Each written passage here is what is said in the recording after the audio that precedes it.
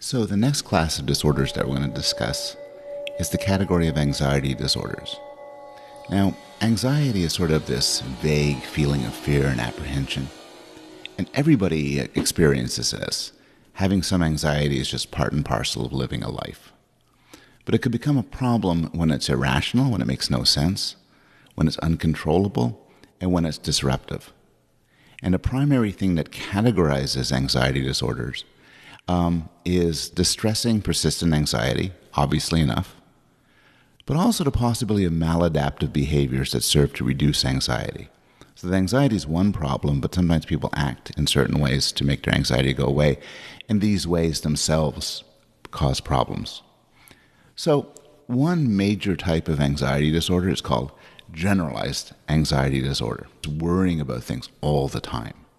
And about 1 out of every 20 people get this at some point in their lives. And the worry interferes with your functioning and at least the physical symptoms like headaches, stomach aches, muscle tension, and irritability. Now, we know that just like everything else we've discussed, generalized anxiety disorder has some genetic component. It is related genetically to major depression. That is, if you have family members who have major depression, you are more likely to get generalized anxiety disorder. And it's sometimes seen also as possibly caused by childhood trauma. And so the logic here, one way to think about it is that something early in life, either genetic predisposition or a trauma, something terrible that happens, makes you super vigilant. You're on the watch for bad things to happen. And then when some bad thing does happen, or just some major event, some big life change, this could trigger a full-blown generalized anxiety disorder. And this model that we see here is similar to what we see in other types of mental illness, which is one starts off with a vulnerability to schizophrenia, a vulnerability to depression, and then some event triggers it and then makes the disorder emerge. Another type of anxiety disorder are phobias, which are intense, irrational fears. And they could focus on objects, they could focus on events or situations, and they're often social.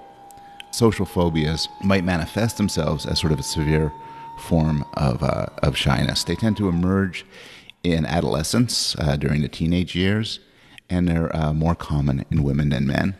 And here's sort of a picture to give you a feeling for how common different phobias are. So you can see many people are afraid of snakes or being in high places, but not many people are afraid of cats, for instance. We've talked about phobias before in the context of behaviorism and learning theories, and there is a classical conditioning model of phobias where you have something which is initially a neutral stimulus, like a dog, but then the dog bites you, and the pain of the bite, that's an unconditioned stimulus.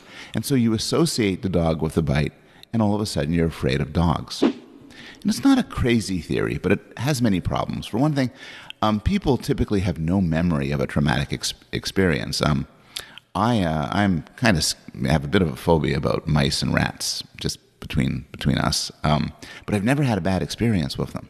I know people who are terrified of heights, but it's not that they ever fell from something.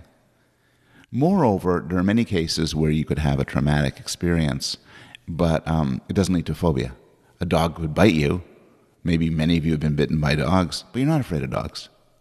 So instead, psychologists lean towards what's called a preparedness theory, which is that you're psychologically ready for phobias due to evolution, due to certain other factors. So you're ready to be phobic, and then certain things might trigger it off. And one of the advantages of the preparedness theory is it explains why the things that we're most afraid of are the things that would be dangerous to us in our ancestral environment. So spiders and snakes are very common phobic objects, even though in a modern world they're pretty harmless, while cars and guns are not typical objects of phobias, even though in the modern world they're quite dangerous. Another anxiety disorder is obsessive-compulsive disorder. And obsessions are irrational, disturbing thoughts. And these give rise to compulsions, which are repetitive actions that exist to alleviate the obsessions. So, for instance, some common obsessions would be checking and washing. So you're obsessed with the idea that you forgot to lock your doors or that you've left one of your children behind. So you check on them, you count them. Everybody does this to some extent. Or take washing. You could be obsessed with the idea that you're filthy and dirty.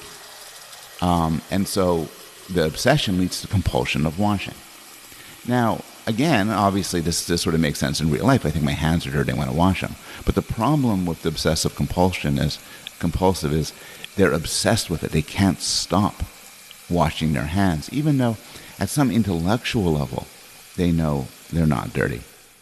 We know that there's some genetic predisposition to OCD, and we know that there's a biological basis. It involves, to some extent, in some mysterious way, the neurotransmitter serotonin. And so we know that drugs that reduce serotonin may often help treat people with obsessive compulsive disorders.